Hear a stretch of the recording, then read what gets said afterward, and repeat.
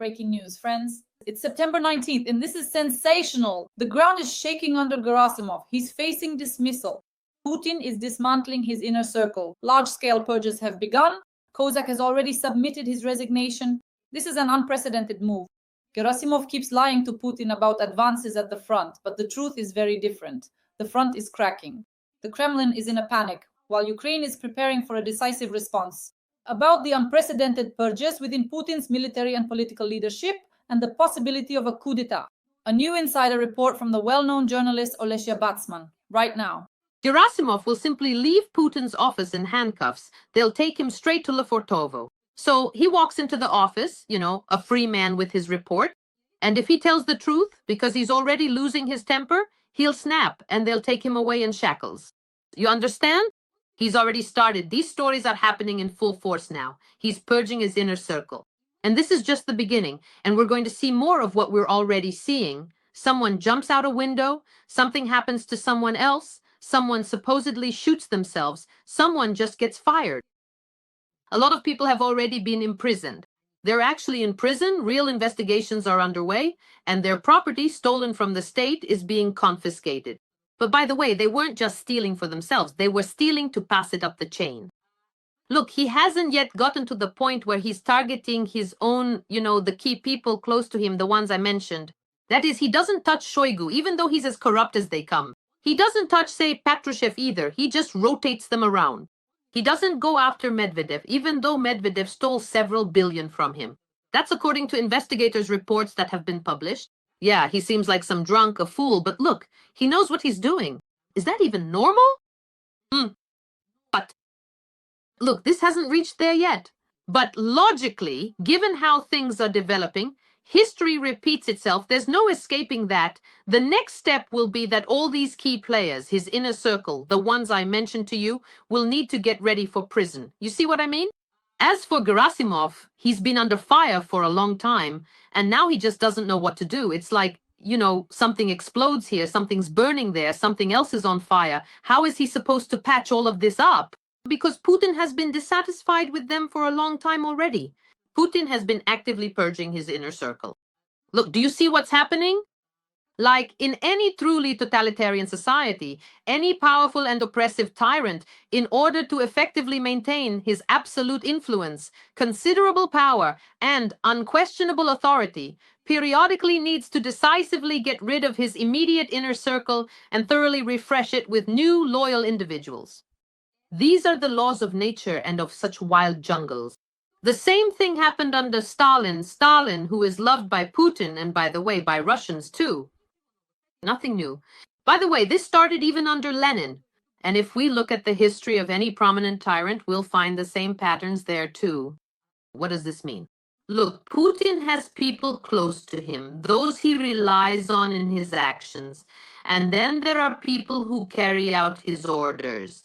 In the economic sphere, in the military, in the information sphere, and so on. He has been working with them for a long time. He knows them and they know him.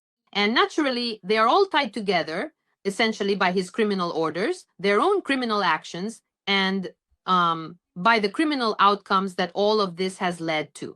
But look, there's this concept called metal fatigue.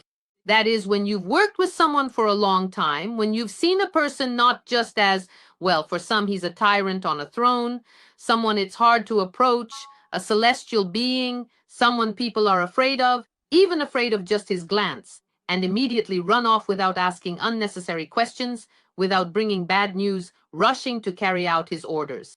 But if a person has gone through poverty with you, through the toughest, harshest days, has seen you being humiliated, has seen you humble yourself, has seen how others treat you, how you went through everything, how they helped you, pulled you out of all sorts of troubles. Look, consider this carefully. When these individuals, who were truly your equals, and at times even your clear superiors at certain crucial junctures, choose to steadfastly remain with you throughout your entire prime, that, my friend, is undeniably a profoundly double-edged sword. It's a very dangerous situation because at first, yes, they help you, you're all together, you're a team, but then at some point they start to think, come on, how much longer can this go on?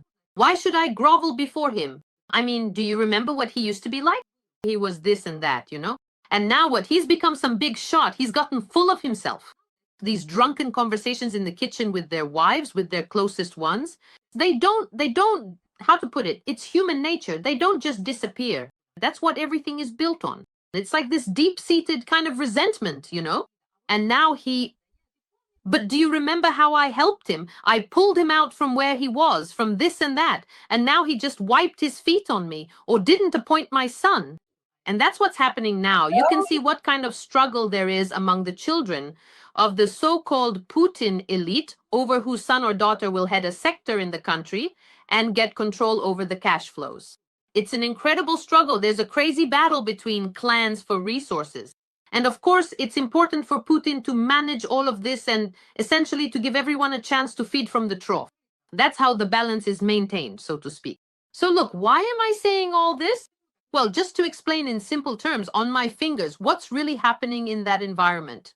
So as a result, what he ends up with is that part of his inner circle, and not just any part, but the closest one, eventually becomes the kind that, first of all, doesn't always follow orders, and doesn't rush to carry them out quickly and unquestioningly.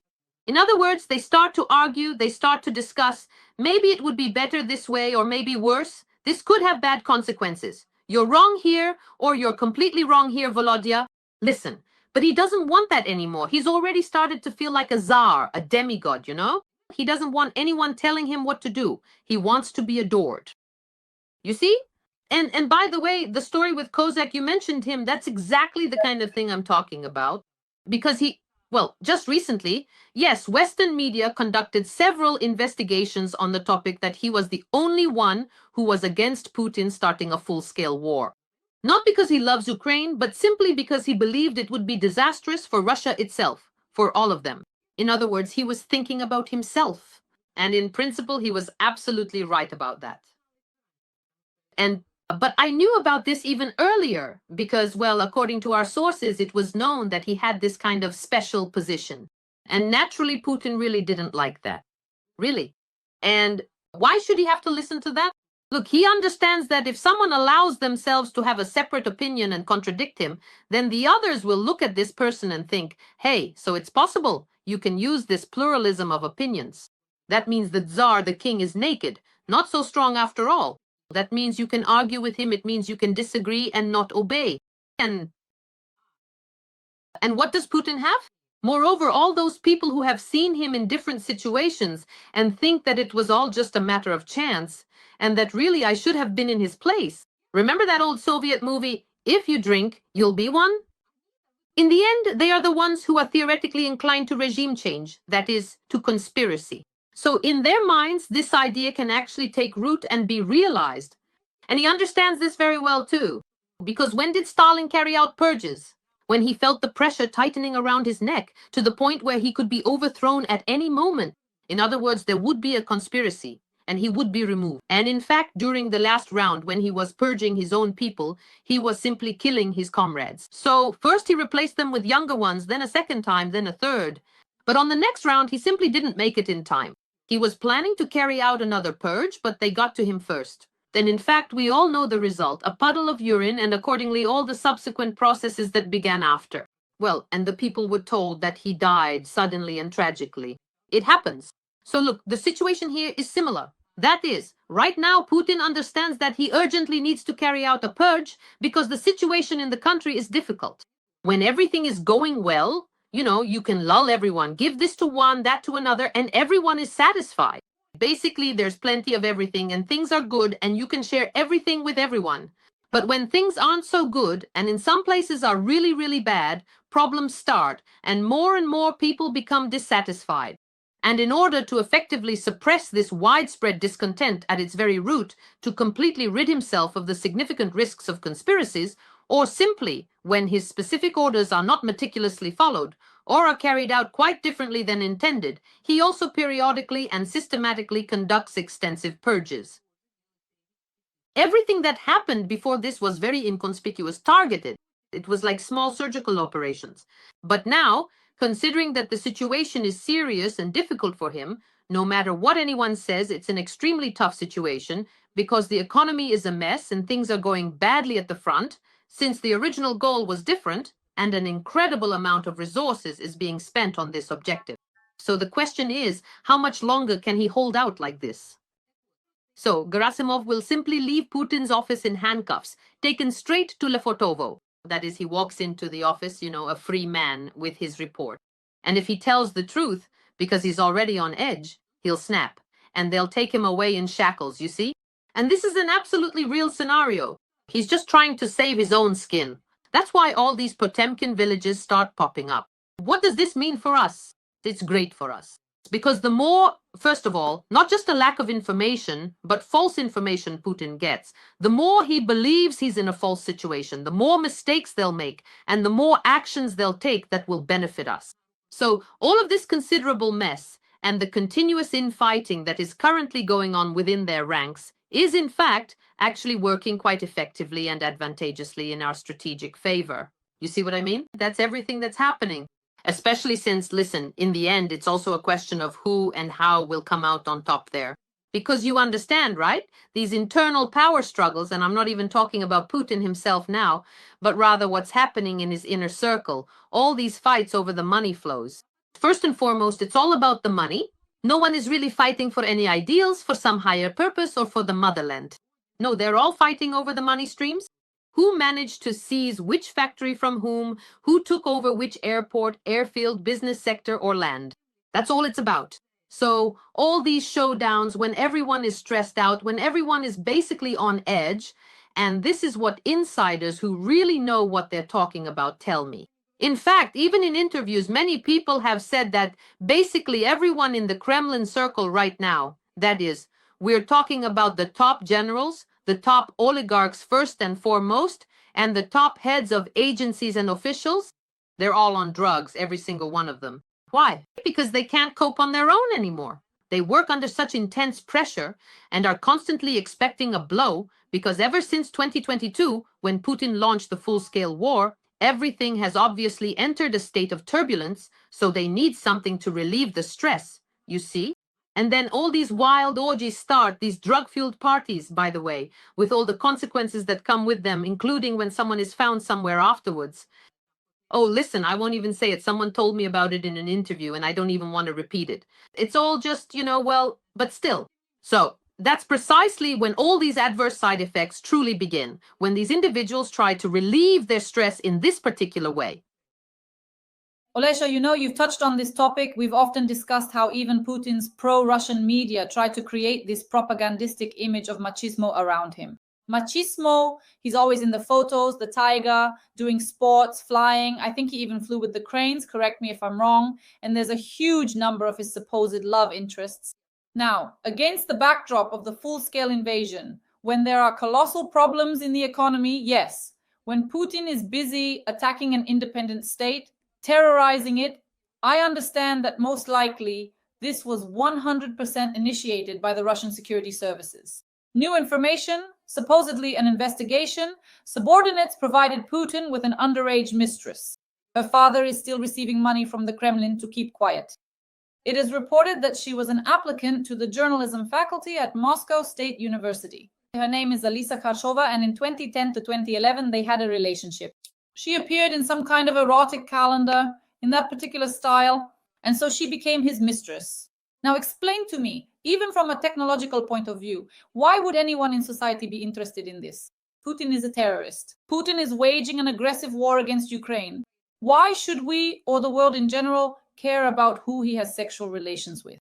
After all these years, they are reporting this now. This is most likely some kind of, an information psychological operation, in your opinion, or a special operation by the intelligence services. What do you think? Look, honestly, considering everything that we truly know about Putin's actions and his many deeds, the sheer number of innocent people tragically killed, both Ukrainians and Russians, and, by the way, people from numerous other nations as well, the truly immense number of deaths that are personally and undeniably on his conscience, directly on his hands. Yes. Well, you see, there is truly no crime more egregious or profoundly terrible than this particular one because it unequivocally includes the brutal murder of innocent children, which is an absolutely unforgivable act. How many children, infants, unborn babies are dying in Ukraine? Because it is Putin who signs these orders, gives them, and his Russians carry them out, shelling Ukraine. And what did the Russian army do and is still doing when it entered and occupied Ukrainian cities and villages? We all remember this. All of this is because of him. He was the one who gave the orders for this. He wanted it, you understand?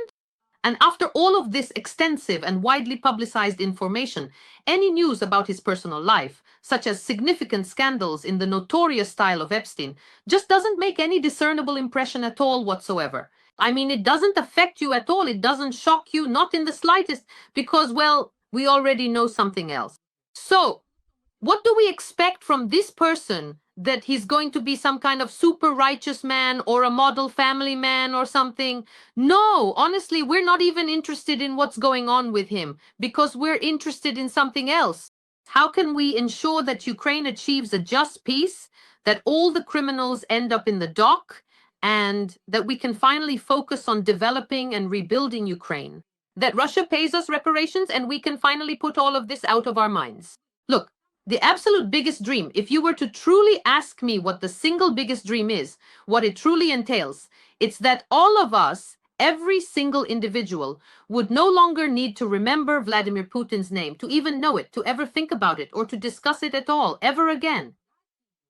And that will happen when he's gone, when he completely disappears from the scene, when this regime collapses. Then we'll stop thinking about it altogether, because we'll have our own challenges, our own plans, our own lives, our own everything. You understand? That's actually the main dream, to simply be rid of all of this. But I understand why we're doing this right now. Every day we're forced to because it's the main threat. It was, is, and remains so. Yes, we're forced to because we need to know our enemy by sight. We need to know what he's doing. We need to know how he thinks, what we should prepare for. Because he's strong. He continues to be strong. No matter what anyone says, listen, we shouldn't lull ourselves or make fools of ourselves by saying, oh, come on, it's nothing. What's with that Putin? It's just something over there. Like it's nothing at all. But that's not true. Listen, that's not true. You shouldn't underestimate the enemy. And in fact, if you were to talk to our dedicated guys on the very front line, those who are actively involved in the day-to-day operations, yes, no matter which direction you take, well, because I talk to them all the time. From here, from there, from over there. I ask them what's going on. We call each other and they tell me this and that. You'll realize that they actually understand very well that the enemy should not be underestimated. Yes, they hate those who came to our land with weapons to kill Ukrainians. Yes, of course, we all hate them, but we do not underestimate them. That's important. Because if we objectively look at who we're fighting and what we need to prepare for, then we'll take the right actions, effective ones, you understand? To be able to counter this. So I'll say it again. I don't know why. Who published this? I haven't seen this information yet. I'll check. I don't know who published it or for what purpose. Well, if it's the Russian security services, then probably it's to remind everyone that he's still young and supposedly full of energy. I don't know, right? In a very strange, kind of unpleasant way. If it's some opposition media, well, maybe they just dug up this story, got it from someone, and, flashy facts, catchy headlines, that sort of thing. Well, why not? Why not get some traffic? So I can't really tell you what that was about because I'm not familiar with the details. But for us, it doesn't change anything at all. Friends, a very important point. Next week, Trump made a statement during his visit to the UK that sanctions are possible. Of course, Alesya and I have heard this constantly, but everyone is talking about Melania Trump, who showed up in a huge hat, and the hat was covering Melania. That was trolling. But I think the hat wasn't the main thing. Without a doubt, the outfits of King Charles's wife and Melania Trump, as they say, were our flag. And this means that possibly there will be good news for Ukraine next week because King Charles told Trump that Ukraine needs to be supported. I hope that Trump will listen and that next week Alesya and I will... So the idea is that Trump might listen to King Charles because he is very vain. And as a result, he might do something decent towards Ukraine. Alice, for the final question, do you think we should expect Trump to listen to Charles? Well, you and I are already supporting this flash mob, see? Without even agreeing on it.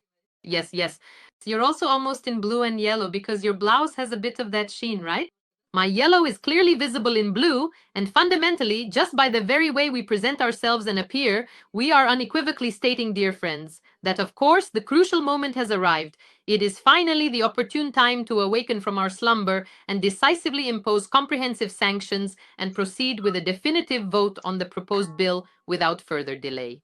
Yes, yes, yes, it's a beautiful photo. To vote on Lindsey Graham's bill, both the first and the second. That is, both regarding sanctions and recognizing Russia as a state sponsor of terrorism.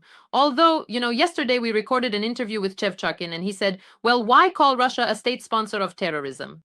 Well, Russia is itself a terrorist state, a terrorist. So we just need to start calling things by their proper names. Well, listen, you have to start somewhere at least. So we support Lindsey Graham. We support his fight both for himself and for us.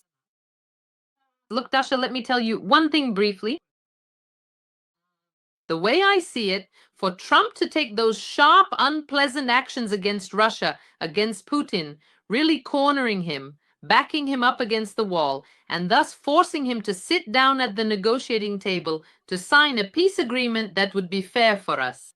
In other words, to really twist his arm so that Trump would actually go through with it, moving from words to action, there needs to be something, not just persuading him like a king or asking him like all the members of the European Union who are constantly flying to him, talking and pleading, but something truly significant, something that, even without sentiment, would appeal to his personality. His personal comfort or his personal future, the future and well-being of his family, I mean, would be at stake, and he would be under real pressure, facing a situation where either he signs off on all actions against Putin, or his own situation would seriously deteriorate. That is, he could lose this, that, and the other.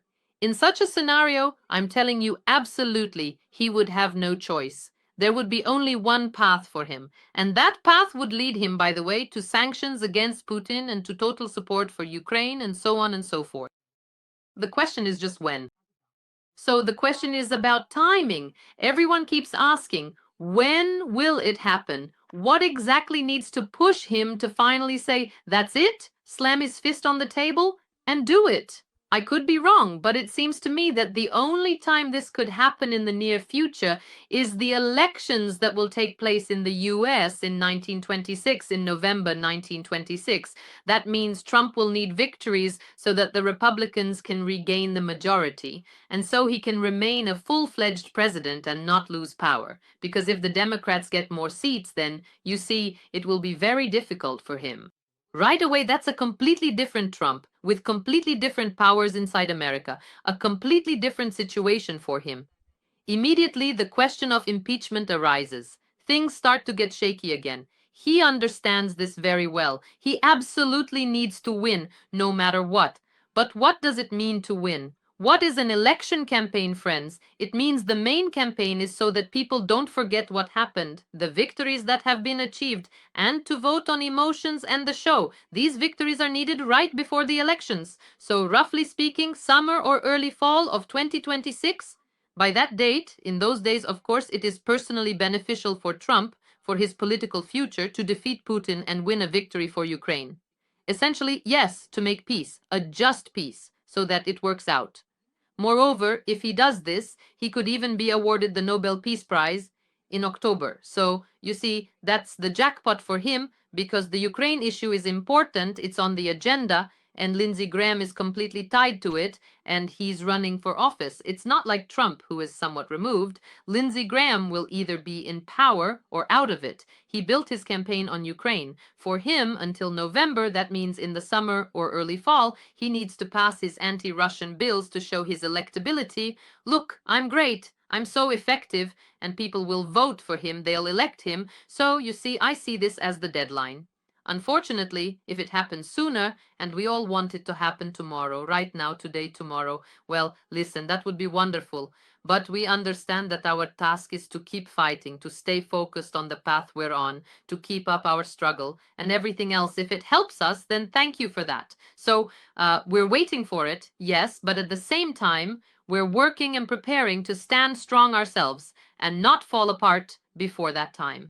Alesya, congratulations. You have 300,000 subscribers on your YouTube channel. Where there's 300, there will be 500. And where there's 500, there will be 1,000,000. Thank you so much for finding the time, and I'm very glad to see you. Well, Dasha, in turn, I want to congratulate you too. You just beat me to it because just yesterday was your birthday. We congratulated you. We wished you happiness. We wished you good health. And we wished that your creativity would bring you as much joy as possible. Better, more, stronger, and that everything you set your mind to would come true.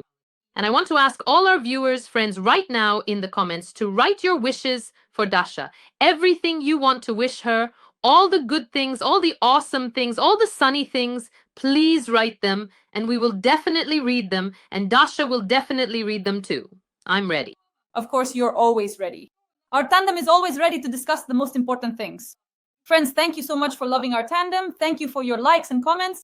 There are two great pieces of news here.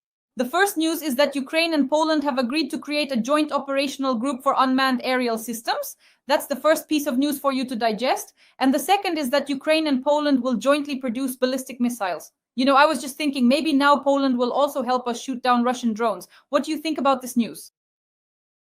Well, actually, this isn't really breaking news, though I wouldn't go so far as to call it old news either. But still, here's what it's truly about, my dear friends. The crucial point is that Ukraine has been consistently asking to close its airspace ever since the very beginning of Russia's full-scale, brutal invasion. We all vividly remember this.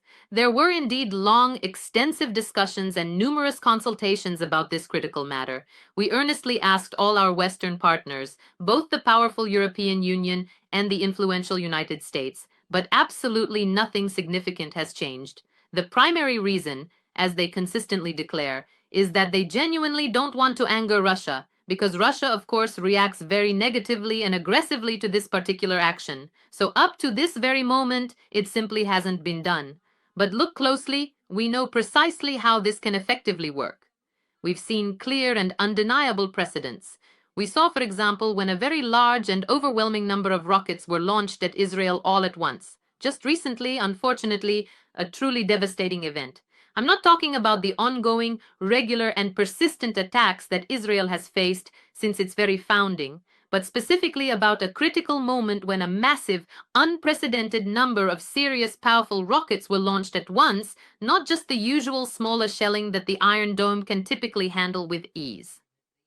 When there were these truly mass attacks, we vividly remember how the Allies immediately grouped together, swiftly scrambled their advanced aircraft, strategically deployed aircraft carriers, sent up everything, fighters, interceptors, everything imaginable, and all the rockets flying toward Israel didn't even reach Israeli airspace. Everything was meticulously shot down before it got there. Absolutely nothing was left. That's precisely how real, committed allies and genuine partners can effectively help, and indeed, how they absolutely should help in such dire circumstances.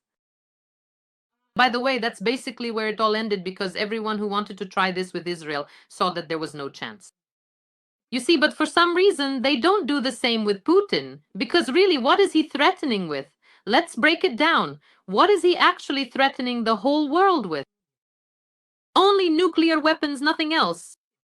Well, everything else, all his cards, as Trump likes to say, are completely on the table for everyone to see. We've seen it all. We've personally felt it ourselves. And the only truly remaining thing left is nuclear weapons. That's really the only thing he constantly uses to blackmail, to threaten, and to manipulate others. But I want to tell you that among our significant Western partners, especially in Europe, there are practically no major players left who still genuinely believe in this constant blackmail.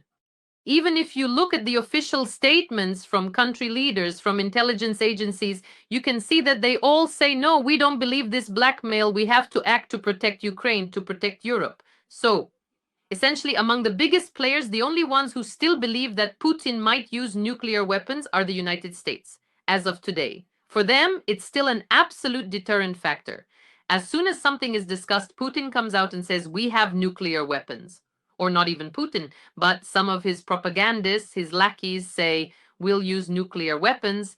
And the US goes, oh, okay, fine, we won't help Ukraine, we won't defend, we won't. You see, it works almost magically. It still works, even though there's a ton of analysis, and the top nuclear weapons experts seriously doubt the current state of Russia's nuclear arsenal. How much of it has been resold or stolen through corruption, all these things. The question is, what condition is it in, considering that by operational rules, nuclear weapons are supposed to undergo special inspections every year, which costs a huge amount of money. So the question is, have they actually done these inspections, or have they just been pocketing the money all this time? Why? Because in Russia itself, of course, no one believed, and I think still doesn't believe, that it would ever actually be used. Why? Because even in the name itself, what is nuclear weapons? It's a weapon of deterrence. The idea is that if it ever gets used, that's it. World War III, which ends with planet Earth plunging into darkness, meaning humanity could simply disappear as a result. That's why it was invented, but by default it can't be used, you see. So the question here is, what condition is it in? Even if some lunatic decides to use it, will it actually launch? Will it fly? And so on. But, well, in any case, of course, even if one does launch and then there's a response and so on and so forth, there's still nothing good about that either. That's why the next factor comes into play here. Well, both the US and most importantly China, right from the very first time this blackmail appeared, from Putin's first statement about nuclear weapons, both publicly and privately told Putin, don't you dare, don't even think about it. Because the use of nuclear weapons on planet Earth is not in our interests, since then our house of cards would collapse. China, which is already facing huge internal problems, both economic and political, and those are closely connected, so the government is not as strong as he would like it to be either. There are also a number of countries around China that have their own interests, and if the Pandora's box of nuclear weapons is opened, they will say that then anything goes for everyone. In other words, this doctrine that there is a nuclear club and everyone else is out of luck. That's it. Enough. This is how it was. This is how it was done. These countries exist. No one else expands because we all agreed, and no one breaks the agreement. But if it's used even once, all these agreements go up in smoke, and as a result, China faces huge problems. She doesn't need this at all, but she is actually good at finding the right words for Putin so that he understands and gets the message quickly, you know? That's precisely why there are so many compelling stories and significant moments just like this one that directly contradict their official statements. Don't you agree? Plus, it's crucial to always remember, my dear friends, how this entire situation originally started over 3.5 long years ago, specifically during the initial full-scale invasion. At first, Germany said they were ready, yes, but only to give us helmets. Because it contradicted their entire military policy, their doctrine. They couldn't do anything. No weapons at all. How did it end? Well, with the fact that Germany became one of the biggest suppliers of the most lethal modern weapons for us. Thank you. And for that, a huge thank you. America, when they heard about Abrams tanks or other missiles, they would say, are you serious? Never in our lives. And every time Russia heard this, every time it was mentioned, they would say, we will use nuclear weapons if you give them that. If you do this, that's it for sure. But everything was given anyway, thank God, and they continue to provide it. And Russia just wipes it off because, I repeat, that's already the last step, which benefits no one, you see? So you have to fight with the means that actually exist on the ground right now. And the same thing, why am I going into such detail about this? Because the same applies to the Ukrainian sky. So what is stopping our Western allies from closing the sky? Look, we're not talking about them shooting down flying objects, whether drones or missiles, over Russian territory. They wouldn't even be entering its airspace. In other words, we're talking about them protecting us, a sovereign, independent country that has asked them for protection.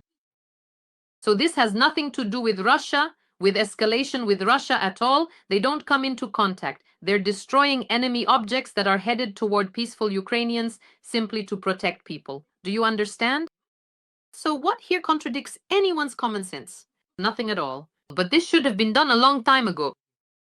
And only now, just now. But all this time it kept getting postponed and postponed. Like, we'll give you another Patriot instead, maybe something else. Well, you get the idea.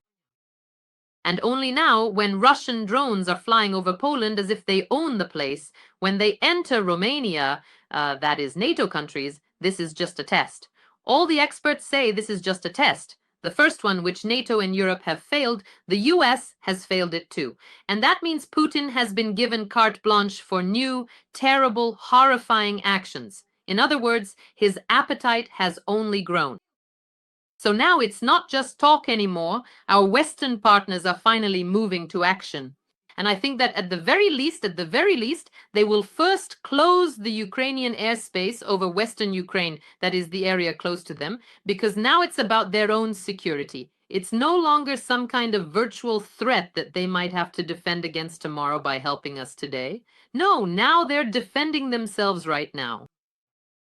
So look, we'll see how events unfold, but I think that in the near future, we will see that at the very least, and for this we are also very grateful, our Western allies will take responsibility for closing the airspace over Western Ukraine. They are specifically preparing for this, moreover. Right now, the Ukrainian experience is the most invaluable for them because what we already know, no other country or NATO army knows. And further on, I think everything will expand to the entire territory of Ukraine because this Iron Dome above us must be built. No pass around, friends. Alesya Batsman, even when she's happy, works for you every week at the end of the week. Alesya, I'm very grateful to you, and as always, see you next week with a new batch of news and our incredible patriotic optimism. Thank you, Dasha. Thank you, friends, and see you soon.